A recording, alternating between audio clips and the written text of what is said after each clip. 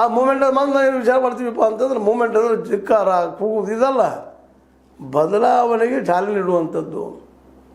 ಈ ದೃಷ್ಟಿ ಇಟ್ಕೊಂಡು ಇವತ್ತೇನು ನಮ್ಮ ಹಿರಿಯರು ಎಸ್ ಸಿದ್ದರಾಮಯ್ಯನವರಾಗಿರ್ಬೋದು, ಮರಳು ಸಿದ್ದಪ್ಪನವರಾಗಿರ್ಬೋದು, ಅದೇ ಕೆಳಗೆ ಮುರುಗಪ್ಪ ಇದೆಲ್ಲ ಮಹಿಳೆಯರು ಇವತ್ತು ಇದಕ್ಕೆ ಒತ್ತು ಮಾಡ್ತಾ ಇದ್ದಾರೆ.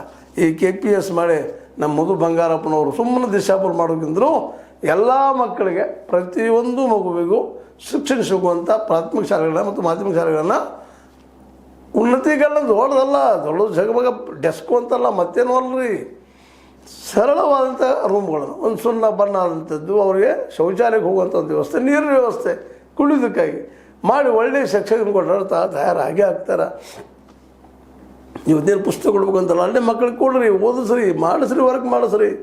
ಮಕ್ಕಳಿಗೆ ಬರಬೇಕಾಗಿದ್ದು ಇವತ್ತಂದ್ರೆ ಬೇಕಾದಿಲ್ಲ. ಪ್ರಾಥಮಿಕದಲ್ಲಿ ನಮ್ಮ ಕನ್ನಡ ಭಾಷೆ ಬೇಕು, ಕಲಿನೂ ಅದನ್ನು.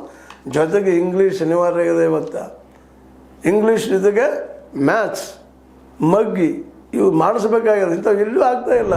ನೀವು ಇವತ್ತೇ ಸರ್ವೆ ಮಾಡಿರಿ, ಎಷ್ಟು ಜನ BA ಆದ ಮಕ್ಕಳಿಗೆ, ಎಷ್ಟು ಜನ BCom ಆದ ಮಕ್ಕಳಿಗೆ ಕನ್ನಡ ಸರಿಯಾಗಿ ಓದಾಗಿ ಬರ್ತದೆ, ಬರೀಲಿಕ್ಕೆ ಬರ್ತದೆ, ಎಷ್ಟು ಮಗ್ಗಿಗಳು ಬರ್ತವೆ. ಒಮ್ಮೆ ನೀವು ಪರೀಕ್ಷೆ ಮಾಡಿ ಗೊತ್ತಾಗ್ತದೆ ಪಾಪ ಅವ್ರ ಪರಿಸ್ಥಿತಿ ಎದಕ್ಕೂ ಬೇಕಾಗಿಲ್ಲ. ಅಂಥವ್ರು ಯಾವ ಉದ್ಯೋಗ ತೊಗೊಳ್ಬೇಕಪ್ಪ ಇವತ್ತು? ನಾವು 20-30 ಸಾವಿರ ರೂಪಾಯಿ ಪೇಮೆಂಟ್ ಕೇಳ್ತಾ ಇರ್ತೀವಿ, ಆ ಪ್ರಮಾಣದಲ್ಲಿ ವರ್ತ್ ಇರುವುದಿಲ್ಲ. ಮತ್ತು 23 ಸಾವಿರ ಕೊಡುವಂಥ ಶಕ್ತಿ ಇವತ್ತು ನಮ್ಮ ದೇಶದ ಯಾವುದೇ ಕಂಪನಿಗೂ ಉಳಿದಿಲ್ಲ.